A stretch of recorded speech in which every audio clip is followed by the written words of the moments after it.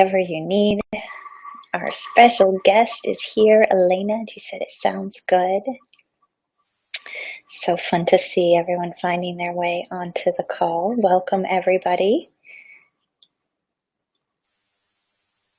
Elena and I have done a lot of different playing and weaving over the years, and as I'm sitting here kind of beginning to create this basket, I'm just filled with smiles and love and giggles at the thoughts of our Facebook parties we've done, of our in-person good times, of the way in which we have both been walking this path since meeting each other. Gosh, I don't even think that long ago, a little over a year maybe. So I'm thrilled that Elena will be joining us today. It is 12 o'clock and we're going to go ahead and get started. I want to welcome everybody. I'll get my camera going here so you can see me. Is that coming through okay? Looks like we've got our camera up. Hi, everybody. Great to see you all today. I am here in my office over the Energetic Arts Center and I'm not drinking tea today. I'm drinking hot broth actually in my mug. But I'm excited about this salon and this topic, not only because I feel that it's an incredibly exciting, fun, and important topic, but because it's one of my weak points personally, or at least that's part of my story. I was a kid who grew up kind of a tomboy, rewarded for a lot of typical go, go, go kind of masculine behaviors in terms of being really successful in, accomplishments in school and sports, and not really raised in an environment that focused on or even talked about the feminine, let alone archetypal feminine or divine feminine or the goddess. And so my journey in bringing the mystic work forward had a really large component of accessing and aligning to the innate divine feminine that's in all of us, regardless of our gender, and is such an important part of the healthy and vital dance, that dance between masculine and feminine that we seek to achieve as we're aligning to grace in this world. So this is a great topic. I'm super thrilled that Elena will be here because she'll share her own story for sure. But when I think of a woman embodying her full access to the divine feminine, not only embodying it for her personal life and her family life and with her partner, but then bringing that forward as an expression of her work in the world, the person I think of is Elena. So we couldn't be honored with a more perfect guest for this topic. In terms of how the arc of this time together will flow for the salon, we're going to go ahead, as we always do, and bring our minds together. Then I'm going to do a little bit of an intro of the topic and introduce the Mystic Society for people who are finding it for the first time. And then we'll just jump right in with Elena and get the conversation started. We are typically a pretty intimate group here, so we have the opportunity to take your questions. Would love to hear from you along the way. Please feel free to use the chat and share your questions, thoughts, impressions, what really resonates for you. And then we'll certainly have time at the end to do Q&A as well, because I know you guys will have a lot of questions that you want to bring forward to Elena. So, all right, so let's go ahead and get started. If you would and are able to set down any other distractions that you might have, this would be a great time to do it, even if it's just for this part of our salon where we're bringing our minds together.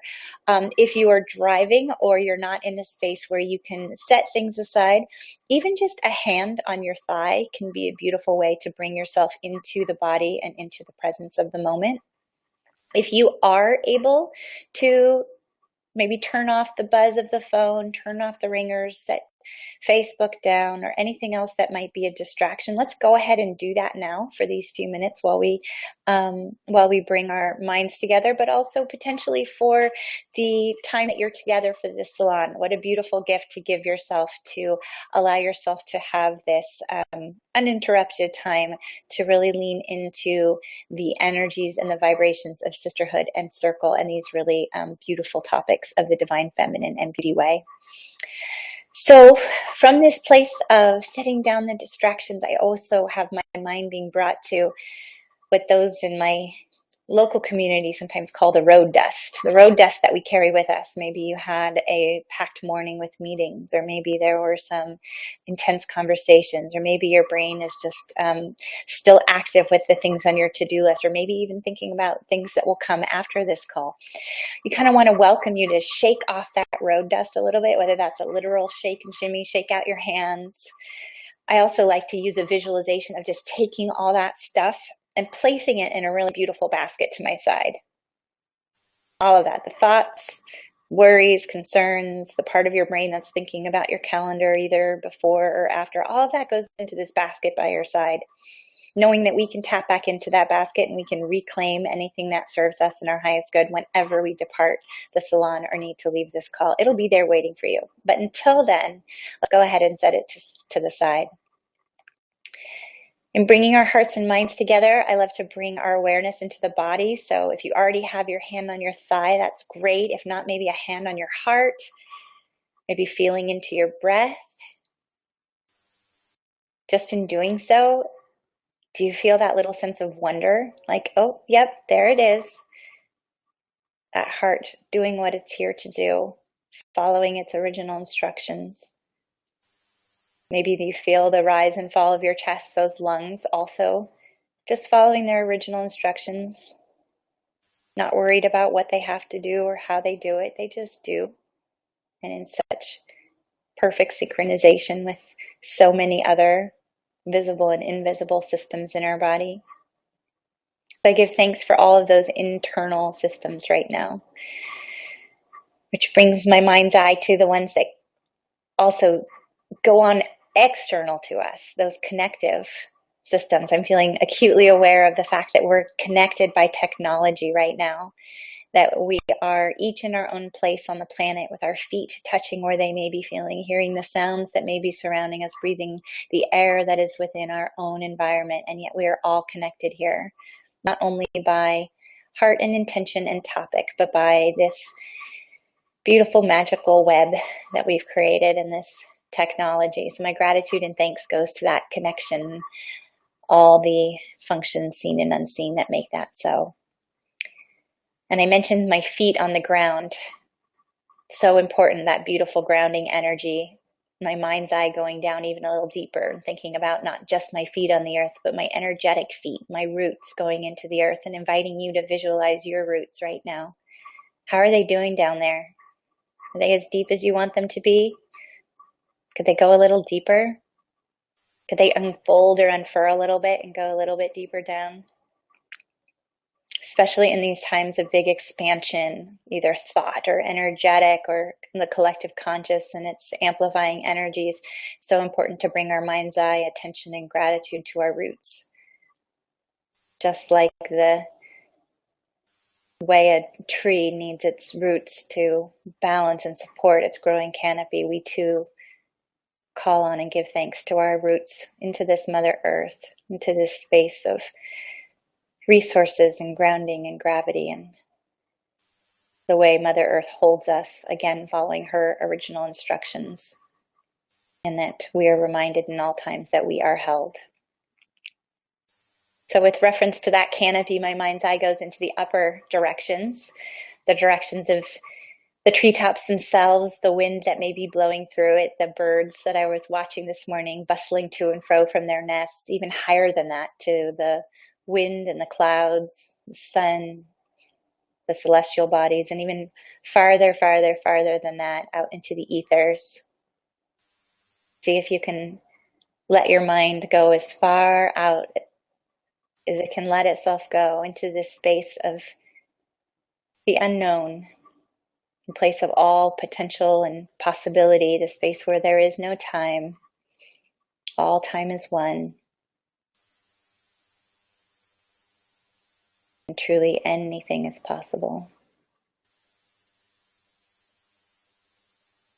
And as you bring your awareness back down from that space with gratitude and thanks, you can draw some of that energy down with you, bringing that potential possibility and hope all the way down back through those layers, back through the atmosphere, back through the clouds, back through the trees, and actually allow that energy to come right down into the seat in which you're sitting, right into your person. Maybe be present for a moment of how those four directions, the inner, the external, what's beneath us and what's above us, all blend and merge. It's magic alchemy that goes on in our body. And give gratitude and thanks to the mystery of how that works and all the beauty that it brings. And in closing now, I'd like to call in the four cardinal directions. My gratitude and thanks to the east, where the sun rises, to the south, feeling very southy in this moment with the sun high in the sky here in California, and this lunchtime, noontime opportunity to be together in circle. Feeling gratitude and thanks for the west and the direction of gratitude itself, of the pause and of the reflection. I think of the ancestors and all who have walked before this last weekend here in the United States, focusing on mothers and Mother's Day, and how much those energies are alive and present when you turn your face or your body to the west. The gratitude and thanks to all who have walked before. And the gratitude and thanks to the north, the direction that leads us on, the true north, guides us forward, keeps us answering the call of our internal pull, desire, alignment to truth, purpose, and passion. And from that place, our hearts and minds are now one. This is the space from which we can best hear each other's words, use our best listening ears, they call them dear ears sometimes, use our most upright minds, use our surrendered open hearts to hear whatever messages may be intended in this hour. You found yourself here. There's a reason you're here. There's a message for you here. And so from this place of hearts and minds being one, we can most fully receive all the medicine that is in this shared time together. So welcome. Thank you guys all for being here. I am going to share my desktop really quickly and take you into a little overview of where we are and what we're here to do today. We are in the May Mystic Society Salon. We have people who are Mystic Society members, and we also have some new friends who are joining us for the first time, maybe checking out a salon for the first time.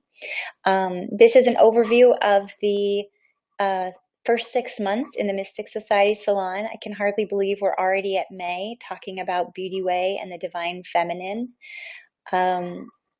We are focusing on the themes of money, magic, and meaning for 2015.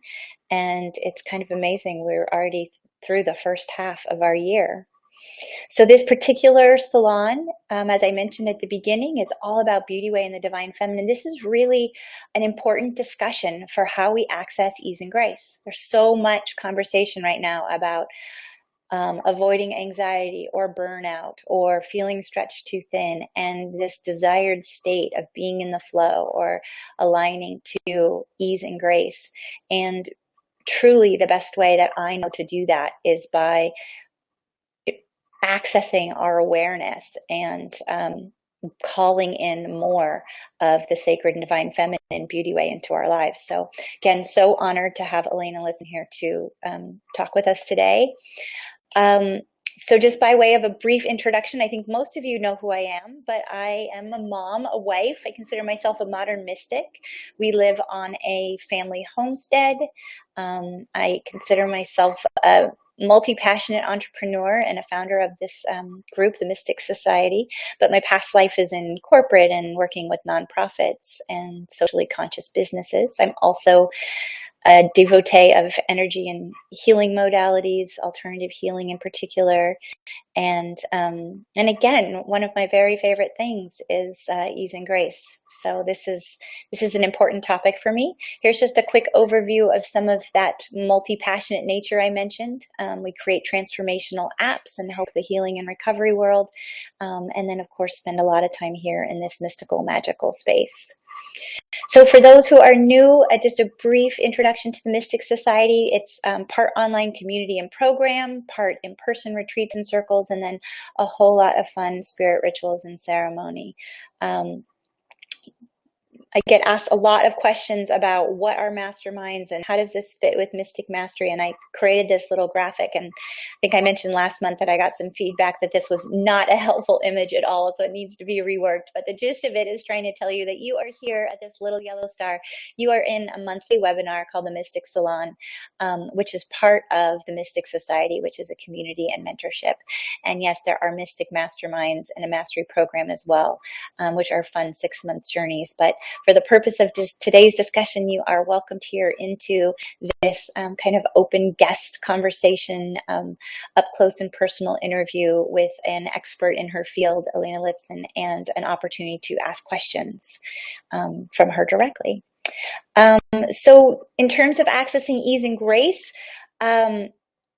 one of the things we're going to be talking about today is what is that? I kind of touched on it earlier, but I truly believe that ease and grace are part of the energies that contribute to us feeling aligned and in flow. It's not a constant state, but something that we seek to invite more of typically, or align ourselves to. It certainly has a magical component of allowing that feeling of, the phrase, the pathway rising to meet your feet. Divine feminine and beauty way concepts support that so beautifully, which is why I think that they are so fun and important to talk about, not just for life, but also for business. And again, as I mentioned before, Elena Lipson does that so beautifully, not only embodying these qualities as a wonderful human sister and wife and mom, but also as an entrepreneur, actually coaching women in communities on how to bring more of this into their lives.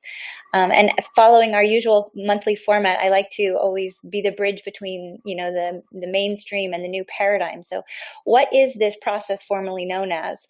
Well, I would say that this is really the process formally known as doing. So that doing energy that we're so used to, doing, getting it done, moving forward.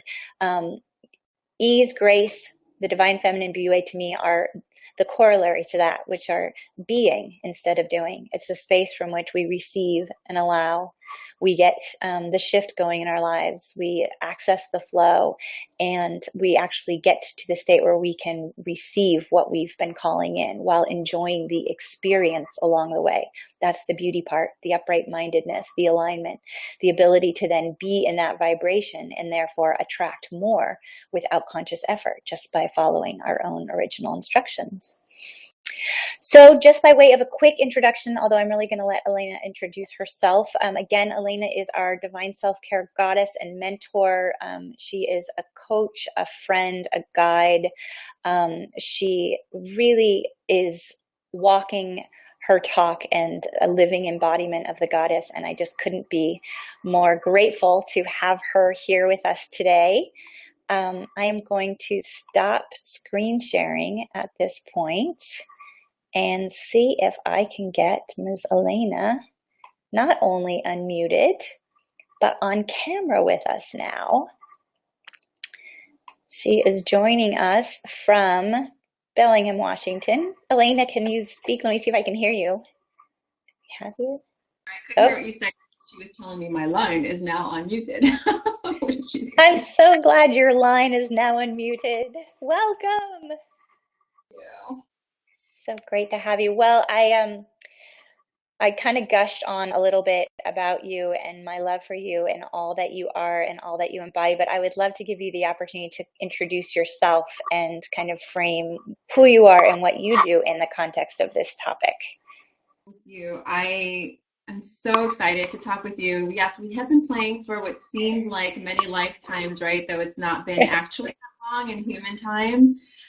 And we sort of started with this whole goddess self-care conversation, and it's weaved its way into business and life and motherhood and friendship and all of it. So I'm always excited to play, and I have the best job in the entire world.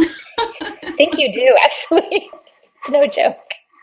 And we share that past. We both started in the corporate world where it was very different framework for how you show up, the amount of hours you show up, what it means to take a vacation and be on and off, and even what you wear and how you look, and it's all different. And as I look back, I can see I've always sort of been doing my thing. I've always been like the one who shows up in hot pink to meetings, and I've been using all of the colors from my flip charts when I did training, and now I can see why I was doing that, because I was trying to somehow embed this beauty way into my corporate existence. Like if you walked into my office at that point, you would see like I had my little altar kind of area, and I had just, I had my own little lamp because I couldn't stand the overhead lighting. And so, the way you show up really affects how you work. And I've really been living that for a long time. And so now what I do is I've always been led to circle and with women. Even as a new mom, I was like, I need to find my tribe. Like I just had this sense that women gathering in circle had this insane power, and it really does. Not only do we not feel alone, not only do we share our secrets and tips and recipes and all of it, but we really gain strength and power. And I've been studying the mastermind idea for a long time. I used to do it within my corporate environment, how 1 + 1 equals like multiple, right? Yeah. Really been able to put all that together. And now as a divine self-care mentor, it's my passion to work with women to create daily strategies and rituals and practices that help to ground you, that help to build up that kind of inner foundation to show up for your life and your business and your bedroom, all of it, right? That's my tagline: be your number one asset in life, business, and the bedroom. And through daily practices, you really gain that foundation to be able to show up, to have courage, to have willpower, to have creativity, to really look at all those areas of your life where Beauty Way is such a big part of it. In fact, next month is the big topic in my mastermind. It's all Beauty Way, and we're looking at it from all these different angles where, as I look around me, I love my space. I'm always very aesthetic and visual, and I think so many women are, and we really thrive in thinking about the Beauty Way. I even have my little essence oil, it's the Beauty Way. Right? Can you see that? Beauty Yep. Way. Um, So that's what I do. I'm a transformational coach for women around the world. I host retreats. I host virtual and live. I do this year-long mastermind, which is sort of my baby. It's my passion work. And then I do some one-on-one work and lots of collaboration because I feel like it complements so many other areas. So that's what I do. Awesome. So you touched on it in just your description, but maybe you could define for me like when someone says divine feminine, what is that for you? Because I know it evokes different things for different people. And I know part of what kept me separate from that concept was my story, that it somehow meant I had to be this goddess in this gorgeous flowing dress. And that couldn't be me because I wear jeans and black boots and I tromp around in the mud all the time. And so I had this limiting story that told me somehow I didn't have access to this goddess imagery or this divine feminine. And I know you help women kind of move past those limiting stories. What is divine feminine for you, and how do you think about it and coach about it? I feel like it's an evolving definition for me. The deeper I go into it for myself, the more of a new mind I have with it, and then some of my conceptions from before seem to come into it. So I think for a lot of people, when they hear divine feminine, it automatically gets categorized into masculine and feminine, like man woman thing. And I don't know that that's necessarily the way I see it. And the more I've thought about it, I feel like there is a divine feminine and a divine masculine, and it's not necessarily man woman. It's just sort of an archetype, right, in our society, in this world, the way we see things. On that bigger scale, there's definitely it's a balancing, right? So sometimes you're allowing, sometimes you're receiving, sometimes you're creating, sometimes you're resting. There's a little bit of that in the divine feminine for me. On a personal level, I've come to really see it as that time when there's like a cycle to it where you are sort of birthing, right? But before that birthing comes like the actual conception. And then you're creating, and there's nothing that you're doing at that time, right? It's just happening. Yeah. There's a little bit of a letting go of the process. And then there's the birthing where you're still sort of there and it requires you to be super present. And then there's this thing that you created. And so you put it out there in the world, and there's all this emotion that comes around it. What is it like? Is it me? Is it, is it good? Is it great? What is it? And then there's this rest and relaxation. So to me, the divine feminine has become more of a process of allowing things. Yeah. And there's time to like push forward and create and be masculine a little bit. And then there's a time to pull back. So I think there's different lenses you can see it through. And it's really fascinating. I had this conversation with a group of women once, and they both looked at me. They're like, oh, you're definitely feminine. You're definitely feminine. I'm like, what does that mean?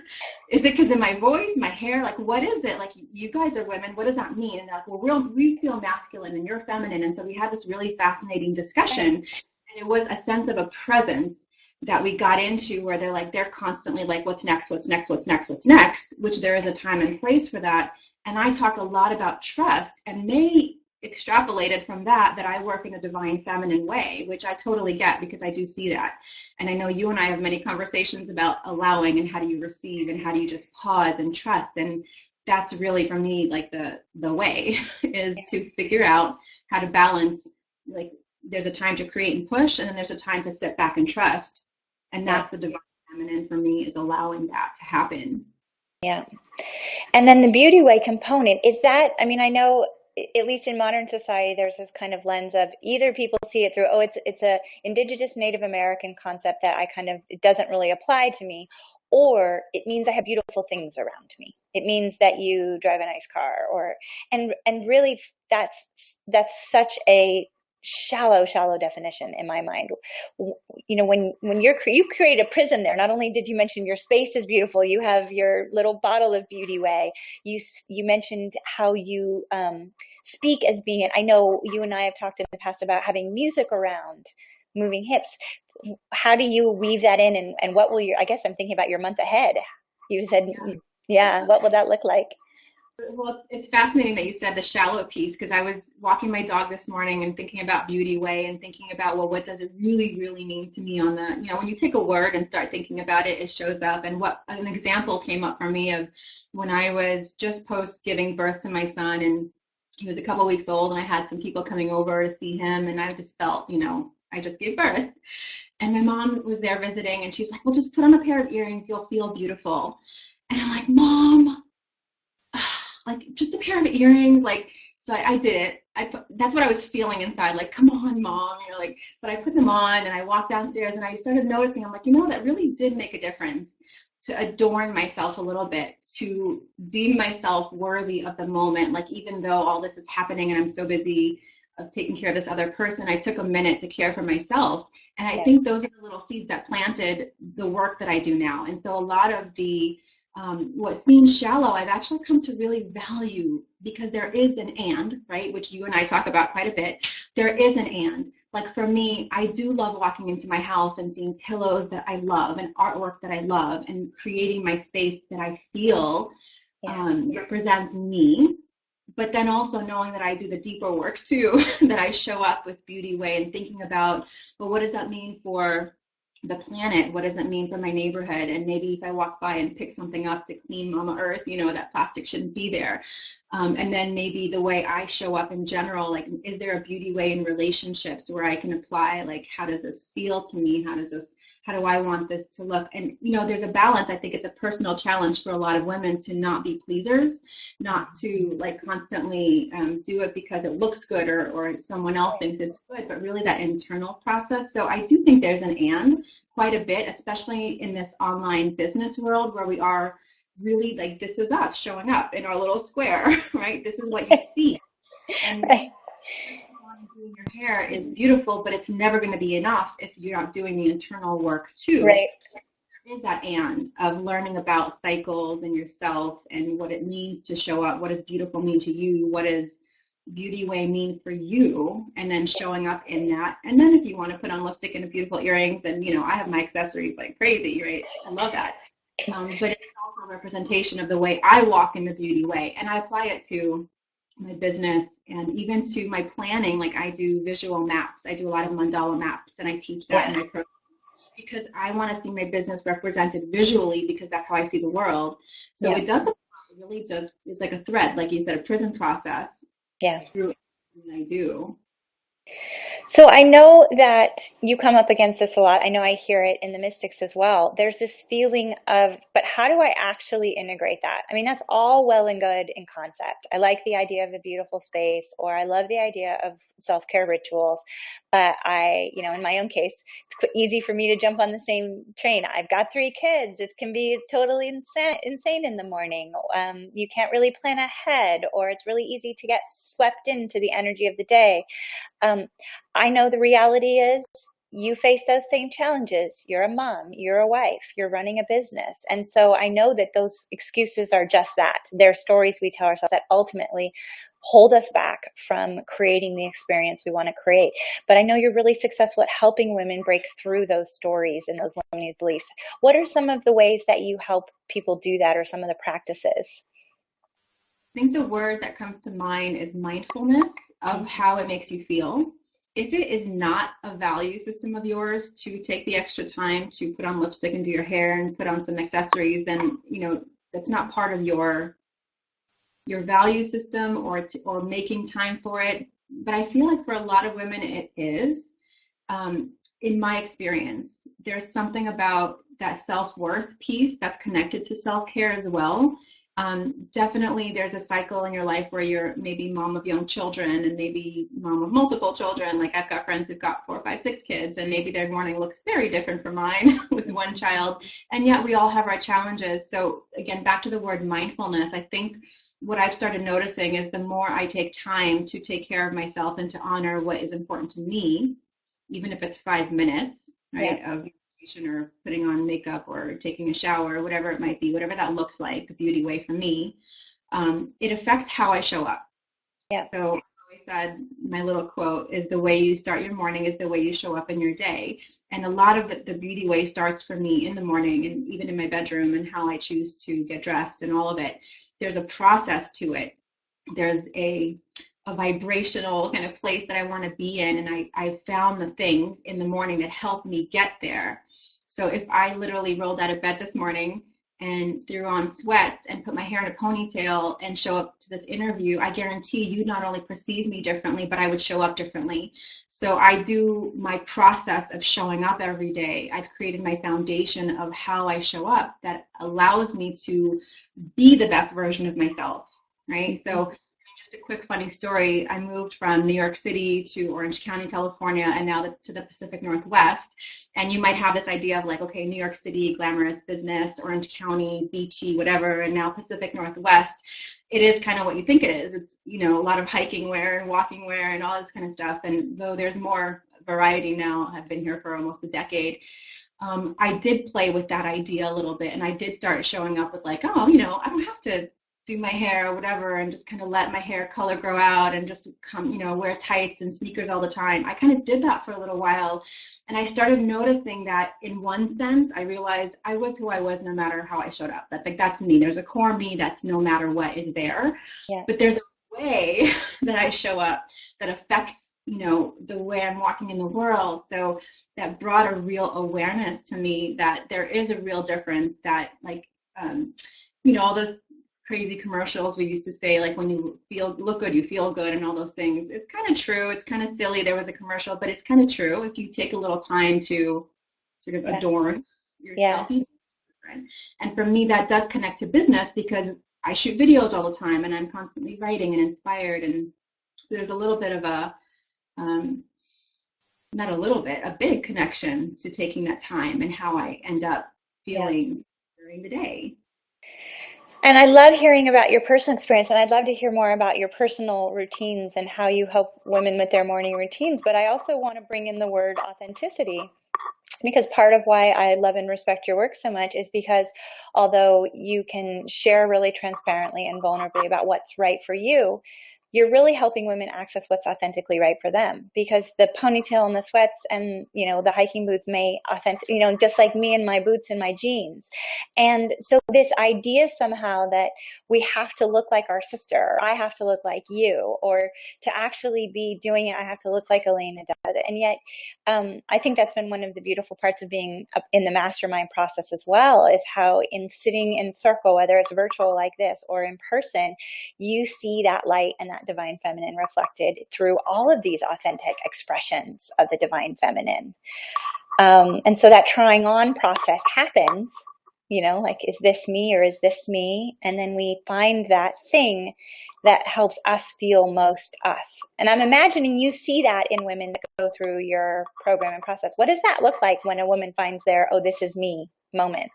Yeah, I think it's like little bits of drips of finding, oh, this is me, because we do sort of approach the year-long process, because there is a process to figuring out, how I want to spend my time, who I want to spend my time with, how I want to show up in the world, what are my practices that light me up.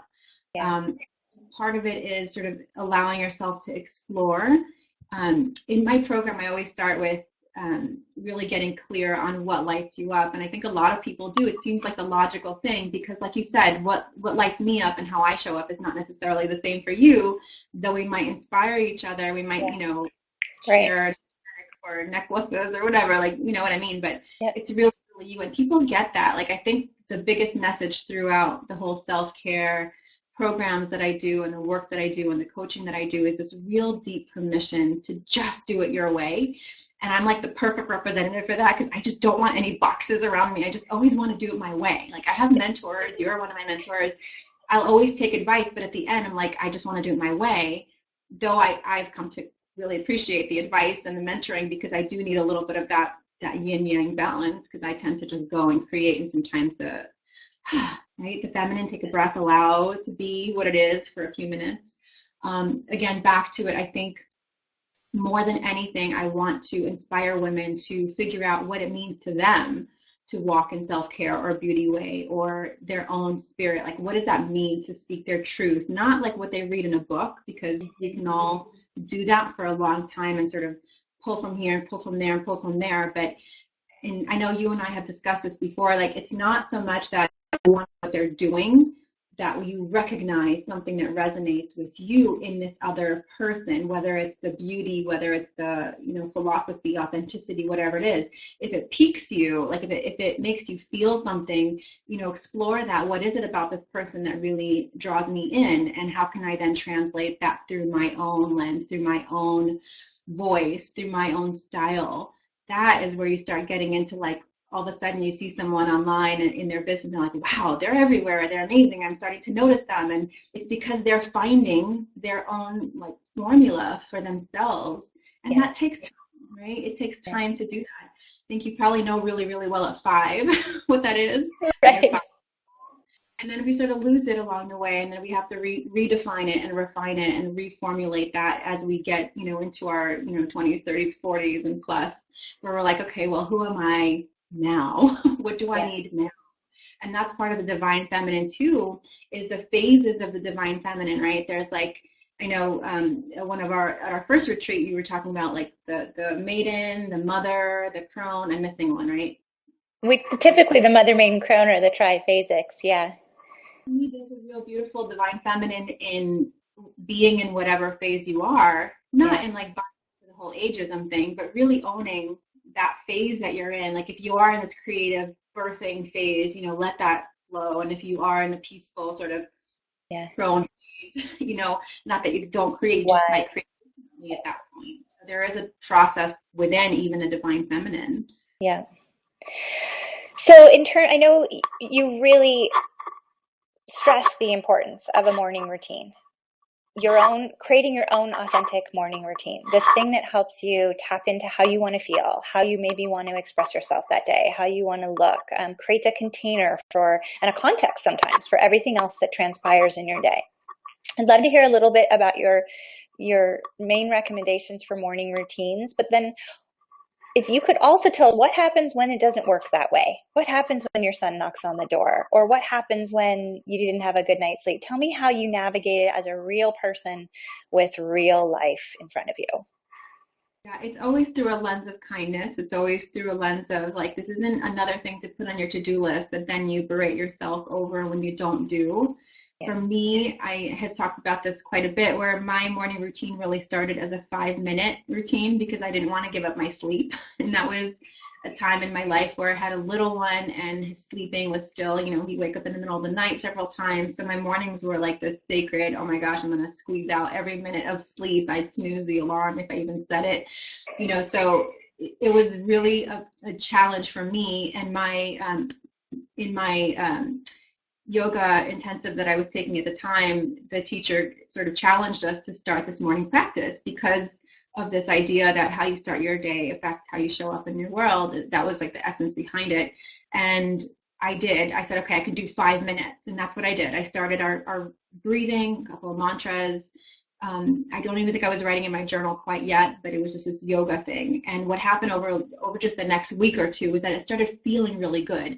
And I noticed that I had a little more energy. I noticed that I was a little more patient. There was more pause between whatever happened in my reaction. So I started doing a little longer and a little longer. And now, it's anywhere from 60 to 90 minutes. But within that, there's always something for my mind, always something for my body, and always something for my spirit. So like my connection to divine is what is really important to me. That's sort of my wording for it.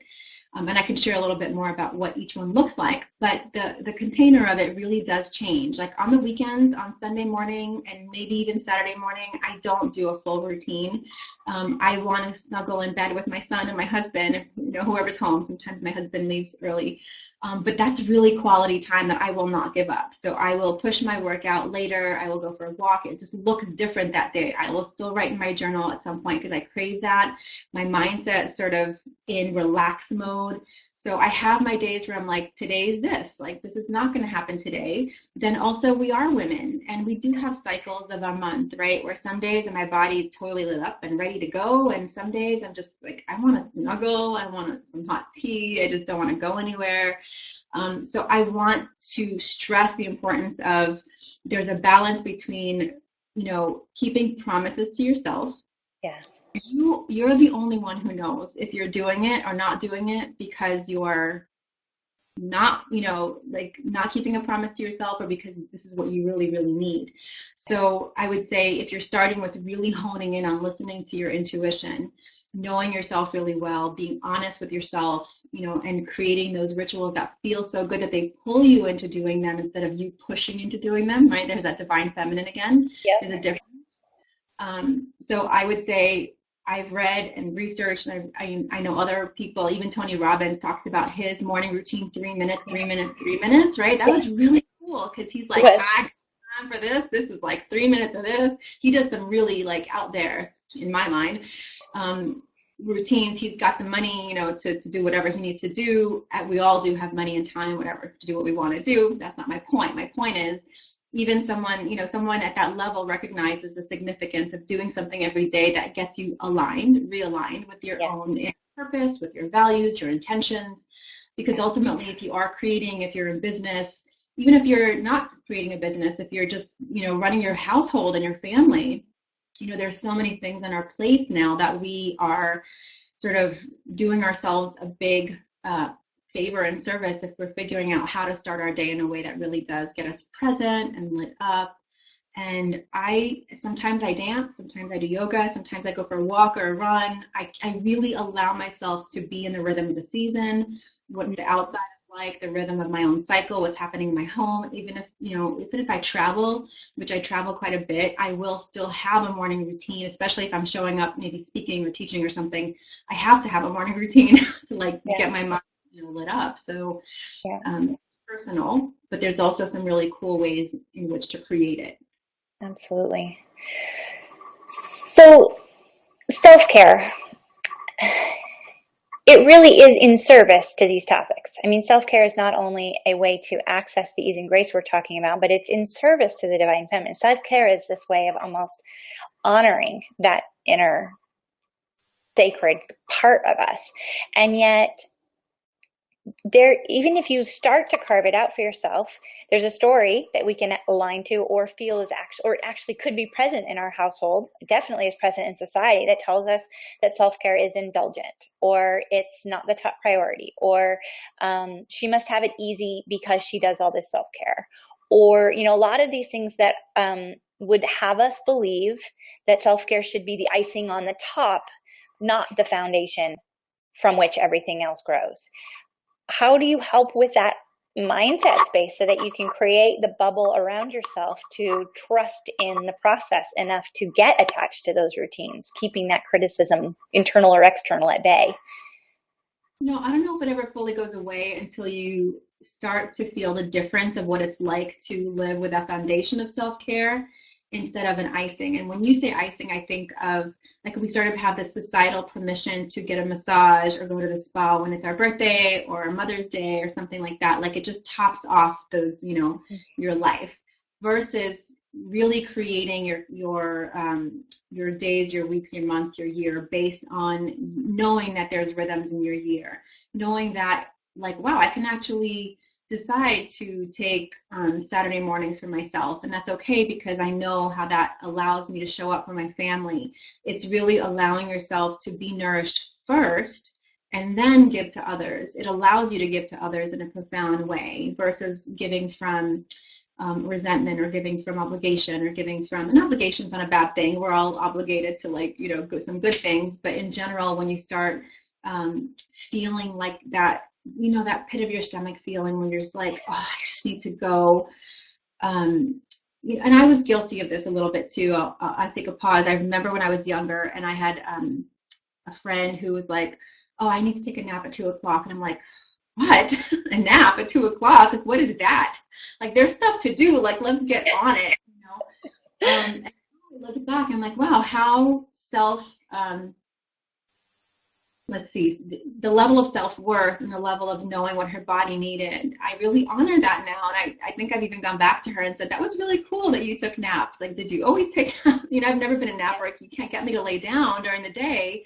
Except now I do, like I really do lay down on the floor. I could just feel my body. So there's this kind of communication with your own body and knowing what it needs. Does it need some water? Does it need to be outside? Does it need to lay down?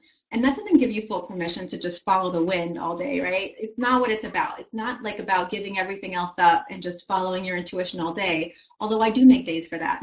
There are days on my calendar that are just for that. Yeah. My Friday mornings, my Thursday afternoons, I'm like, well, what do I want to do now? Oh, I think I want to go sit by the water, or I think I want to go whatever, get some ice cream. Like that's my fun play, time. So I think if you're consciously creating a foundation of that, whatever that looks like for you, and we do get into that really deeply in the first month of the mastermind, like what does your dream calendar look like? And one of the women were like, during our first virtual retreat, she's like, oh, I really want to go to Paris. I think I want to put that on the calendar. And I'm like, we sort of gave her this group permission to do that, and she's going next month. I mean, it's amazing. Right. She had permission to put it on and knowing she was going to figure it out. So there's definitely a financial component and all that, but it could be as simple as giving yourself permission to, take Fridays just for yourself to do whatever you want to do. Yeah. It doesn't have to be Paris, though Paris is always a good idea, right? Yeah. That quote. Can't go wrong. And that's the truth, is it can be so easy to use the words and speak the vernacular of, oh, if only in ease and grace. But what you're talking about are actually inviting ease and grace. These are practices, I want to underscore, that help you invite ease and grace into your life. And making sure there's time on your calendar for it is a beautiful way to do it. Bringing it into your core routines and having that be part of your morning practice. I love, I talk a lot about the magic hour or the magic day, and I hadn't really thought about it through the lens of self-care. But of course, how beautiful to be in service to the inner want and desire while also just creating the expansive space for some magic to flow in, not being held quite so tight or so structured. Yep. And you can replace the word self-care with self-love if it makes more sense to you, right? So self-care is the sort of buzzword right now, and I sort of caught that wave and I'm writing it because people are recognizing what that even means right now. Yeah. In fact, I heard the story about this woman who was on Oprah. She was a coach, like a business coach years ago, and when she said, put yourself first, I think people in the audience actually did like booed her or something. They're like, that's selfish, you shouldn't do that. And I was thinking about that now. People just are getting it more. Like when you say self-care, put yourself first, there's definitely a conversation there instead of, I don't hear the word selfish as much anymore, except from like an internal sort of processing piece. Yeah. We're getting it in society that there is a benefit to it. Now the bridge is like, well, how do you get there? I see the island. It's really nice. The island of self-care is amazing. I Yeah. want to go there. How do I get there? And so Yeah. that's what I want. That's sort of my job now, is to help people get there. But we see Absolutely. it. Yeah, we are seeing it. I'm feeling like there's probably a huge generational component too of what we were allowed to see for ourselves. And I see that Susan Pendergast is on the line. I wonder if I can get Susan, if you're here, just a little comment or flag. I would just love to hear your thoughts about generationally how this has shifted in terms of us as moms actually being rewarded 50 years ago, maybe probably not even that long ago, for being selfless.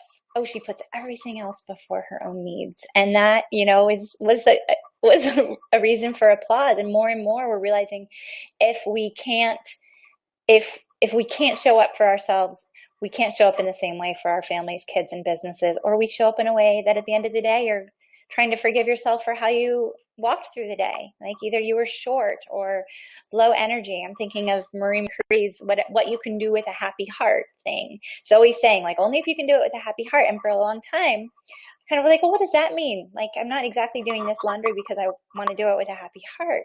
But then if you can invite, how can I be doing this from a place of a happy heart? Or if I actually had ensured my needs were met that morning by taking that extra 5 minutes or whatever, then I'm not feeling like those day-to-day chop wood, carry water tasks um, are, are in place of my own shining the light on my own needs and wants.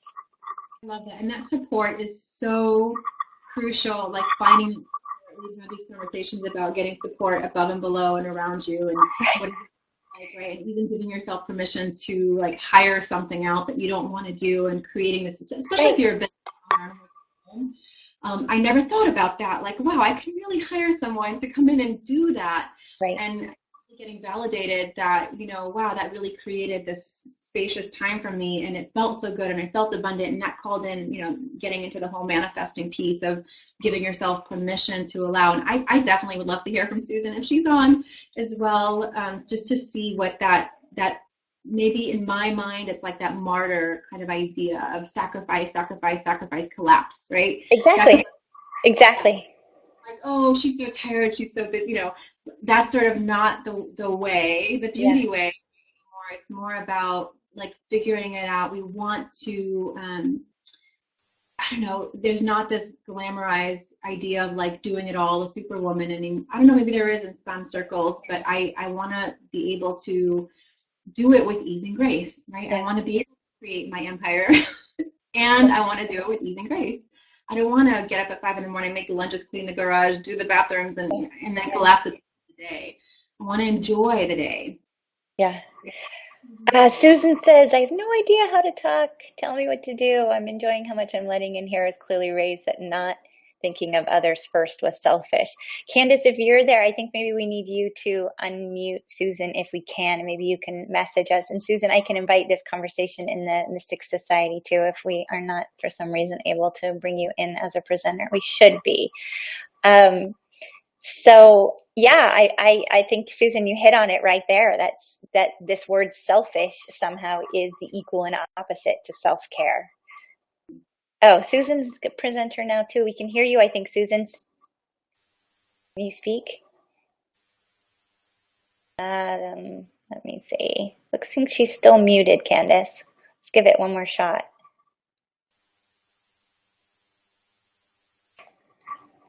I think I even have an internal voice that still says that a little bit. Maybe I can grant myself permission for certain aspects of my self-care routine, but then there are still parts that feel a little like, ooh, I'm like, it's decadent or I it's, think I'm there. you're here, Susan. Yeah, I just had this feeling You that, hear me? This yeah, microphone is flashing all colors. yeah, we can hear you. Thank you for popping on with us. Oh, thanks for inviting me. No, I just been sitting here smiling at how much my heart is letting in, because it was a huge part of my upbringing to um, that whole selfish piece. Um, and also another part of my upbringing, I was born in the early 1950s, was, a woman should feel exhausted at the end of the day, or you haven't worked and lived a full day. And so it's really beautiful to hear, this idea of pacing yourself and beginning your day with intention and, how that shifts the day. I can't say that I do that 100% of the time, but I definitely can tell a difference when I do and when I don't. Yeah. My default setting is still to be exhausted at the end of the day, but I'm working on it. You do, and you actually, I mean, for those who don't know Susan yet, and she's in the Mystic Society group, so say hello. But I can't. I mean, and Elena, you can offer reflections too. But Susan carries a beautiful big light with her, expansive heart, deep, deep roots, and she also gets a lot done and changes a lot of lives. So although you're reflecting that your heart on yourself and exhaustion is still the MO, really what you vibrate out and model for us is really lovely, Susan. Thank you. Thank you. I have to ask you before you go about your definition of the beauty way. I know it's got so many different lenses that we could look at it, but I just would love to hear your thoughts. You willing to share? I'll put you on the spot. Oh, you're talking to me? Yes, Susan. Yeah, I was really, I was enjoying that because I was enjoying listening to the idea of, well, Oh, did we? I lost my thought. Oh, Never mind. okay. Well, I think walking in the beauty way for me has a certain aspect of at my stage of life, if this makes any sense at all, it has an aspect of heartbreak. Mm. And having that being in love sort of feeling with the beauty of this life experience. I don't know if I'm making any sense at all, but Well, it reminds me of it the has a quote big there. emotional component to me. Yeah. It also evokes that heart cracked open thing that your quote so beautifully illustrated, that feeling very deeply how sacred and beautiful really everything is, that there isn't this polarity of good, bad, negative, whatever, that how incredibly beautiful it all is. Life itself is beauty way. Right. Well, Susan, thanks for popping on with us. I just couldn't resist inviting you in to hear your thoughts. Thank you. Yeah, such a treat. Elena, I want to make time for people to be able to ask you questions, but I also got a couple of questions beforehand that I thought I would put to you. One was, I thought this was really touching. I just want to feel more feminine. What are your practices for feeling more feminine? The Divine Feminine, I'm looking at my calendar. I'm like, what month was what month? We were just diving into Divine Feminine last month, and we did so much. I mean, the most powerful part of this whole thing of the Divine Feminine piece was that we all do have it contained with us. Like there's goddess within, right? So like in my 21-day program, we talk about the gremlin and the goddess. And the goddess exercise is so profound because you start to ask yourself, like, what does feel really good? And how do you engage your senses? And so many women were brought to tears by really simple things like dancing and like putting on music and just closing. I mean, I could feel it right now. I could cry. Oh my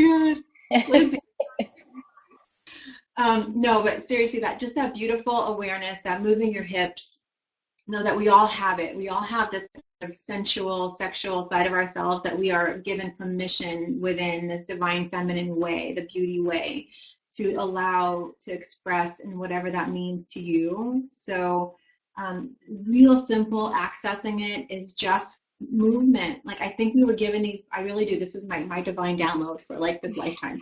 I really do believe that we are, bodies carrying spirits, and it's up to us to like find ways to move it, to allow it to express, whether it's for some people it's writing, for some people it's singing, or helping others or whatever. But there's a movement to our bodies that is really allows things to move. Like I was at this retreat a couple of weeks ago where I was teaching, and we did tribal dancing and African dancing, and we did this traumatic release therapy, and my body felt so good, and I felt so in my divine feminine because I was inspired and lit up, and it was this movement. And you don't need to go to a class to do that. You just toss on the music and you move, and you put your feet on the ground, and you notice the cycles of rhythm in nature, that there is a time, like I was saying earlier, there is a time, oh, that was in another conversation. There's a time for the flowers to bloom and for the bees to come, and you can't push through that. So I guess the two most simple yet profound things that you can do every day to tap into that is, one is to find ways to move your body that feel really good. And dance is a powerful one.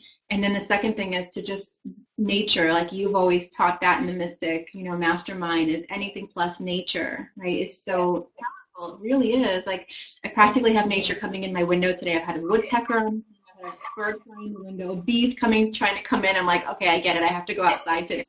Right? It's like I'm listening to what is around me. I'm pausing. I'm being mindful. So those are simple things we can do. I love it. I think I always saw the fact that I wasn't a big dancer. I mean, I like dancing in a club kind of dancing, but I never was a dancer, like what I saw as like a real dancer. And yet I remember reading that quote that says you can't be both in your mind and in your hips at the same time. And so now, even if, in the middle of my day, if I'm too much in that cerebral space, just standing up and just doing some hip circles, or just even stretching, or just getting it. It's amazing how it moves that energy and brings the shifts into the flow again. Okay, so anybody who is on the call and wants to post a question, please feel free and go ahead. I have two more here that I wanted to present. One was, yeah, girl, but you clearly get a lot done. How do you do all you do and walk in Beauty Way? So I think you kind of touched on this throughout our chat together, but I think you're seen, Elena, as someone who's got a very successful business. You're on social media, you have great programs, and yet you talk about self-care. And how do you bring that femininity, grace, ease, peace actually into the business so that it's as resonant as it is? I was having this thought earlier, and I was going to share, I learned a long time ago, I can spend 8 hours in a corporate environment with all the distractions and get something done, or I can be super focused in 2 hours and I can get so much done. And that's why the core of what I teach right now, with the morning routine, is going from distraction to inspired action. Because if you were super honest with yourself, all of you, me included, like 5 hours of going back and forth from Facebook to Instagram to email to getting my to-do list gets nothing done, right? I'm in avoidance mode versus like turning it off, going in my cave. This is what I'm going to get done. And I can get more done in an hour than, I can get done an entire distracted week. So that's the key right there, like really figuring out how to get really present and focused, and having the why. Like, I know why I'm doing this work. It's really important to me. I don't want to not do it. I want to do it. It's really fun. That's why asking yourself what you really get lit up by will sort of move you towards wanting to not be distracted, like really getting it done. And at the same time, scheduling in time to be totally free. Like there's that balance. All attendees are muted and may unmute themselves by pressing *6. Thank you, Any Meeting. We're making it so people can ask their own questions too. Sorry, Elena, go ahead. I get inspired by social media. Like, I love social media. I love Instagram. I love Facebook. So I do that because I love it. And I have clients who absolutely hate it. Don't do it. I'm not going to push them into doing that for their business because it doesn't light them up. It won't come across as inspired. So there's other things they can do. So choosing what you love and then doing it does come across to the world. From what the feedback that I've gotten is, wow, you do so much. I'm like, I don't do all that much, but when I do it, I really focus on doing it, and I do what I love, so it comes across as inspired. So there's a little bit of an illusion there because, I'm loving so much of it through very specific times that there is sort of a big push of stuff out there. Yeah. Well, and I've seen you walk it. I've seen you dip a toe in an area and then decide, oh, I didn't love that, so I'm not going to do that. I've noticed you give yourself outs to not do anything that isn't aligned with how you want to feel. So you, as guests, you have been given the ability to unmute yourselves. If you want to unmute yourself and ask a question of Elena or myself, now is a good time to do it. Do we have anyone who has a question?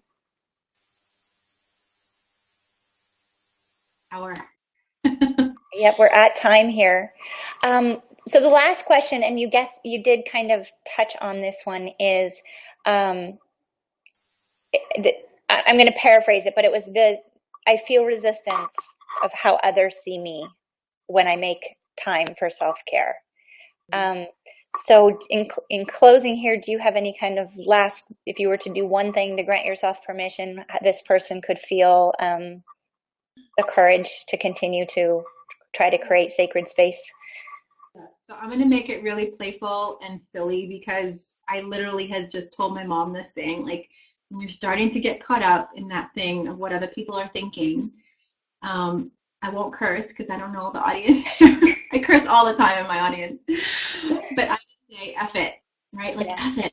And it brings a lightness to it. It pops the bubble a little bit, because the faster you can get away from that idea of what do other people think, the more freedom you're going to have in your life. I mean, we can spend a lifetime where you're trying to figure out what people think of us and willing to that, and all we end up with is a hot mess of who knows what our lives are going to look like. And I think we do give ourselves permission to do that as we sort of move into our, like, you know what, that doesn't feel good. I want to do this. And you don't like it? That's okay. It's okay if you don't like it. I'm going to do it. And it's a muscle that we practice. Yeah. So you can start with the little things, like, I'm going to wear this because I want to, and I'm going to read this book because I want to, and I'm going to spend time by myself because it fills me up. So it's starting to engage in that conversation. And then when you do hit that wall, just say, F it. Doesn't matter. Like, this is my life. It's my life. Song that really fueled a lot of transition in my life. It was like a pop song. It was called It's My Life, My Brother. I'm like, yeah, it's my life. Find a mantra, find a song, stay playful with it, and ask yourself, so you get to know yourself better. Journaling is a great one for this. And then you have the confidence. And the cool thing is, when you do start doing things like that and start worrying less about what other people think, you give other people permission to do the same. That's what I was going to say. It's contagious. I think about the times where maybe my morning didn't go the way I thought it would, and I decided, no, I'm going to go take a bath right now. The girls in particular, Sage my son is obviously observing and seeing that too, but the girls were like, oh, right now, you're going to light candles right now, 9:30 in the morning? Ooh, it's activating, and it's contagious, and it grants them permission. So the more you can hold that space from a place of loving compassion for yourself and for them, the more then they can start to dip a toe into their own self-care rituals as well. You got to teach the boys too, Totally. how to do that. And how to honor both sides of the equation, for sure. You have really generously offered to share an exercise that I love I think it's from your 21-day challenge. It's going to be with the recording in the Mystic Society. Will you tell everyone a little bit about what that is, and then also where we can find you online? We'll, of course, have all your information in the page there as well. It's the Awaken Your Inner Goddess exercise, and it's been beautifully illustrated. I'll give all the little quotes in there. You'll see who illustrated it. And it's an exercise that allows you to have the conversation with your inner goddess, that divine feminine. Like, what does she really want? How does she want to be expressed? And some people come back and say, like, I didn't hear anything. What do I do? And some people come back and say, wow, I really love taking baths, and that's what I want to do more of. It's just engaging in the conversation, and it gives you permission to honor that inner goddess, because we do have her inside. She is part of all of us, and maybe she wants to wear some beautiful sparkly necklaces, and maybe she wants an Epsom salt bath, and maybe she wants to go take herself out to breakfast. It's staying playful with it. So it's a really cool exercise that people have been, have some great testimonials in there, and it's really easy. You just follow along. It's a worksheet, and by the end you'll have some, a little bit of a conversation going with her, and you'll continue the conversation. Hopefully it's not just a one time. It's kind of door to getting to know her, and then how to dance and play with her throughout your life to add that divine beauty, feminine, beauty way, divine feminine piece to your life and business and the bedroom. Don't forget that. Definitely. Well, before you tell us where we can best find you online, I just want to say what I love about this exercise is a lot of what Elena just described, but it's that this isn't Elena's formula for how to do it her way. This is an incredibly powerful tool for how to find how to do it your way. So it's like you can almost take this, the beauty way, make it my way, just like she described, accessing the inner divine feminine in you that wants to be expressed, because that's what will feel um, authentic and compelling and attractive and resonant for you. So I definitely encourage you to check that out. In addition to that, in the Mystics portal, you hang out on Instagram, Facebook. Where are the best places to follow you on social media? I do have a free global and growing community. We're starting to creep towards 1,000 women from all over the world. It's so exciting. It's the Divine Self-Care Circle. That's the free community. And then the mastermind version of that same name, Divine Self-Care Circle, is divineselfcarecircle.com. And it is going to be opening again for people to join. And then elenalipson.com is sort of the everything all together. You can find my Instagram link and my Twitter link. Does anyone do Twitter still? I do. I like Twitter. Oh, that's great.